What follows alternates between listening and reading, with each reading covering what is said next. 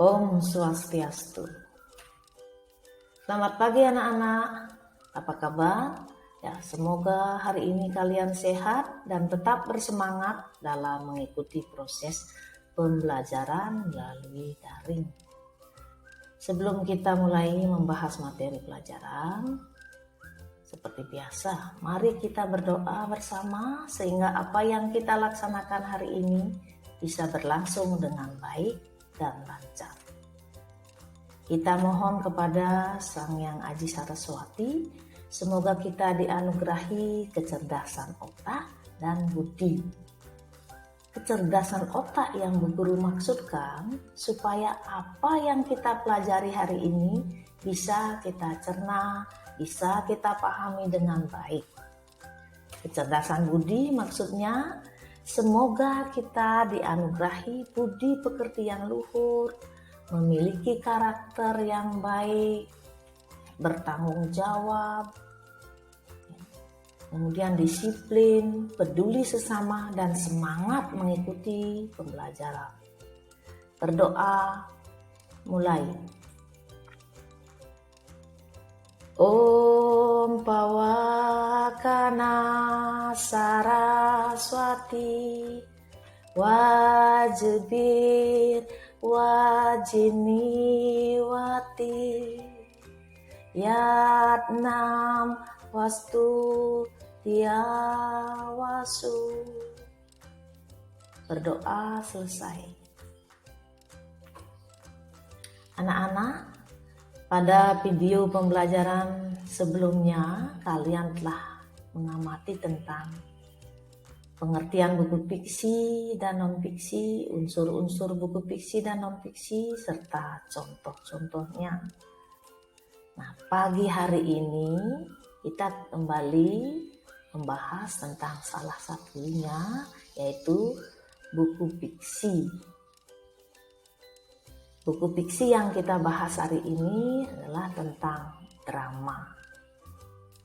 Nah, adapun tujuan pembelajaran, setelah anak-anak mengamati, menyimak video pembelajaran hari ini, anak-anak diharapkan mampu mengidentifikasi unsur-unsur drama. Anak-anak, secara umum drama memiliki dua makna, yaitu secara sempit dan secara luas. Drama dalam arti luas adalah bentuk tontonan yang mengandung cerita yang dipentaskan di depan halayak umum. Adapun drama dalam arti sempit yaitu sebuah kisah hidup seseorang yang ditampilkan di atas panggung yang ditonton oleh halayak umum. Ciri-ciri teks drama antara lain: 1. Drama ditulis untuk dipentaskan di hadapan penonton. 2. Drama berisi dialog. 3. Drama berisikan petunjuk tentang yang harus dilakukan pemeran drama di atas panggung. Misalnya, kapan mereka keluar, masuk panggung, kapan duduk, kapan harus mengambil sesuatu, dan sebagainya.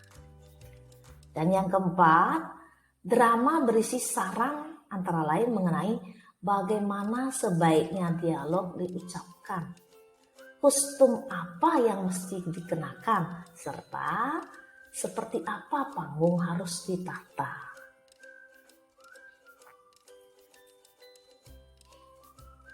Nah, selanjutnya, nama drama juga memiliki istilah-istilah yang sudah dikenal di masyarakat Indonesia sejak dahulu.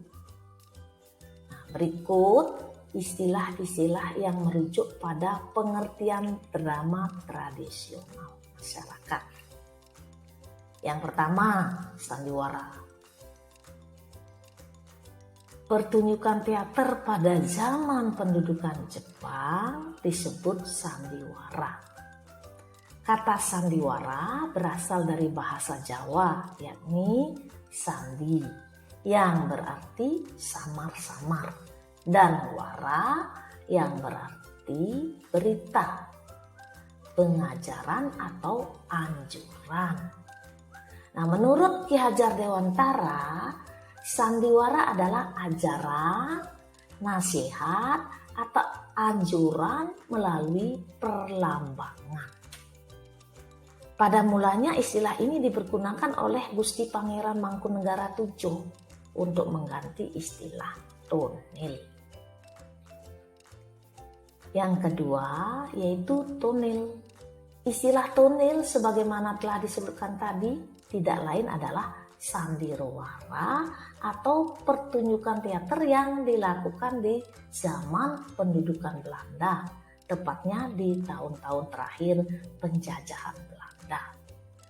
Ketika itu muncul sebagai sebuah rombongan sandiwara bernama Dardanella. Yang ketiga, lakon. Lakon adalah cerita yang ditampilkan dapat berwujud sebuah naskah atau skenario tertulis maupun tak tertulis.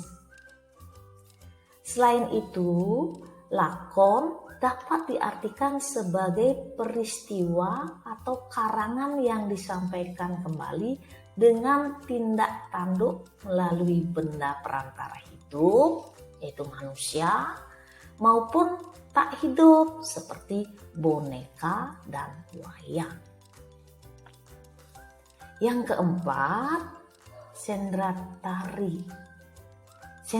Sendratari merupakan kepanjangan dari seni, drama, dan tari yang berarti seni drama yang ditarikan. Sendratari memiliki ciri khas yang terletak pada media mengutarakan cerita yang menggunakan tari dan musik gamelan. Artis dan aktor yang memainkan drama ini mengucapkan dialog secara biasa. Namun pada bagian-bagian penting suatu drama, misalnya peperangan, disampaikan lewat tarian.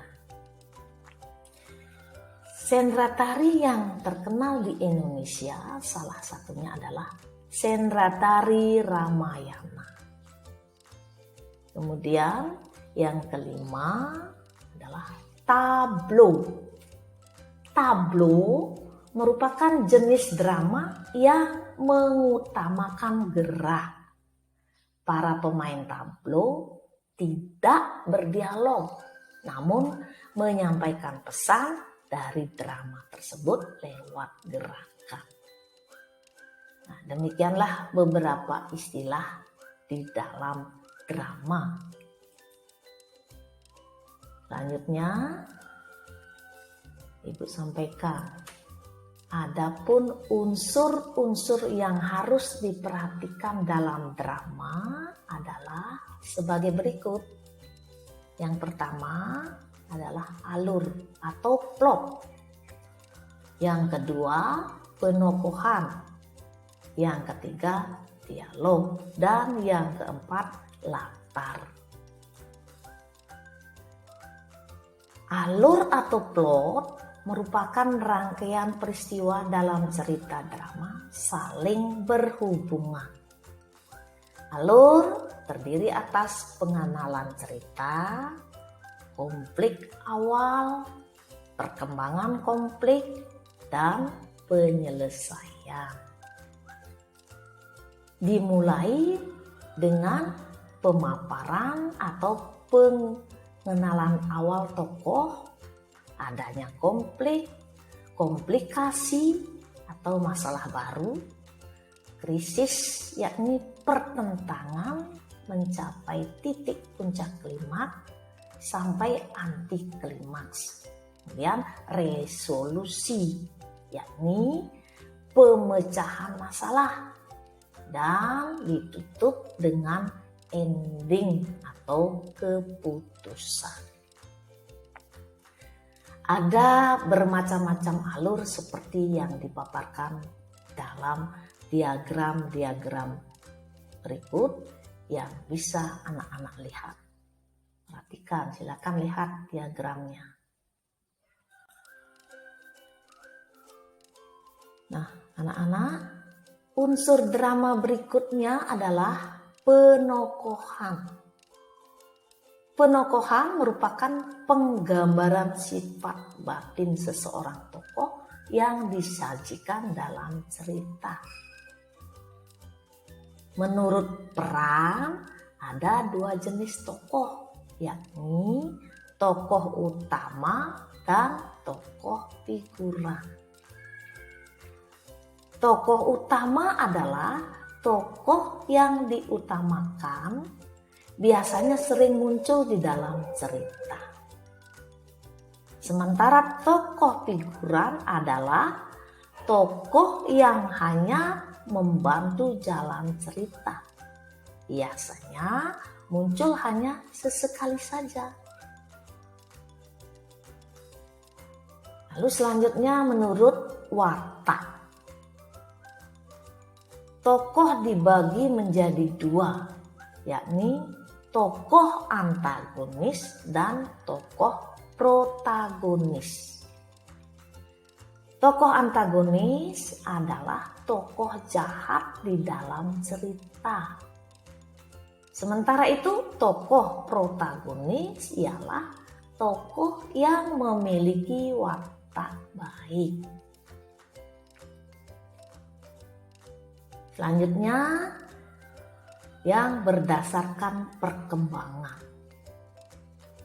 Berdasarkan perkembangan, penokohan ada 2 jenis juga, yakni tokoh statis dan tokoh berkembang. Tokoh statis yaitu tokoh yang relatif tidak mengalami perubahan dari mulai cerita sampai akhir. Sedangkan tokoh berkembang ialah tokoh yang mengalami perubahan seiring dengan konflik-konflik yang terjadi pada alur cerita.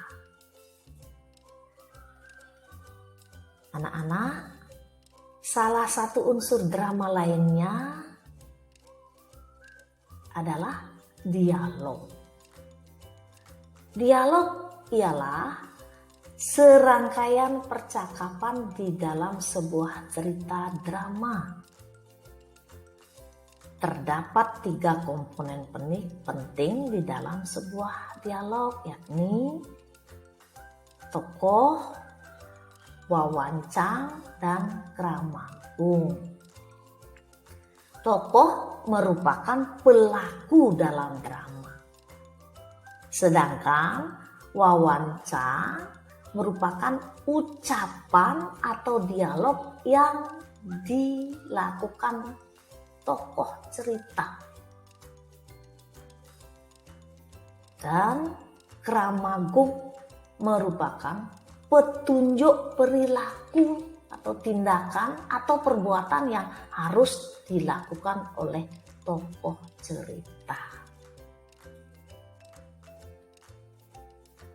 Kemudian unsur yang terakhir di dalam drama yakni latar atau setting. Latar atau setting merupakan keterangan waktu dan tempat terjadinya setiap peristiwa yang berlangsung dalam alur cerita. Latar atau setting diciptakan agar suatu peristiwa tampak logis dan nyata. Selain itu, sebuah latar atau setting diciptakan untuk memberikan pembayangan yang menggerakkan emosi penonton untuk bisa menikmati jalan cerita yang disajikan sebuah drama. Nah, berikut ini adalah beberapa gambar contoh latar atau setting di dalam drama. Nah, silakan perhatikan gambar-gambar yang ada ya.